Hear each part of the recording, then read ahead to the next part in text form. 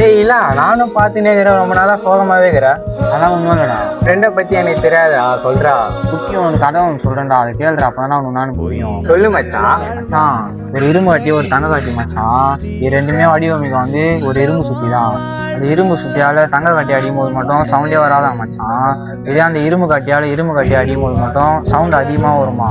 நாள் வந்து அந்த தங்க கட்டி வந்து அந்த இரும்பு கட்டியை பார்த்து கேட்டுதான் மச்சான், என்னாடி தான் அந்த இரும்பு சுத்தி தான், முன்னாடி தான் அந்த இரும்பு சுத்தி தான், என்னாடியும் போது மட்டும் நான் அமைதியாக இருக்கிறேன்ல, முன்னாடியும் போது மட்டும் நீ ஏன் ஊரே கூட்டுற அளவுக்கு கத்துறேன்னு அந்த தங்க கட்டி வந்து அந்த இரும்பு கட்டியை பார்த்து கேட்டுதான் மச்சான். அந்த இரும்பு கட்டி வந்து சொல்லுது, உன்னை வந்து அந்த இரும்பு கட்டி அடிக்குதுன்னா அது உனக்கு சம்மந்தமே இல்லாது, என்னை வந்து அந்த இரும்பு சுற்றி அடிக்குதுன்னா அது என்னோட இன்னும், அதனால தான் எனக்கு வலி இது நான் கத்துறேன்னு சொல்லிச்சு மச்சான். மச்சான் எனக்கு ஒண்ணுமே புரியலையே மச்சான். இரும்பு சுற்றி மாரி நம்ம கூட நிறைய பேர் இருப்பானுங்களா மச்சான், அவங்களுக்கு புரியும் மச்சான்.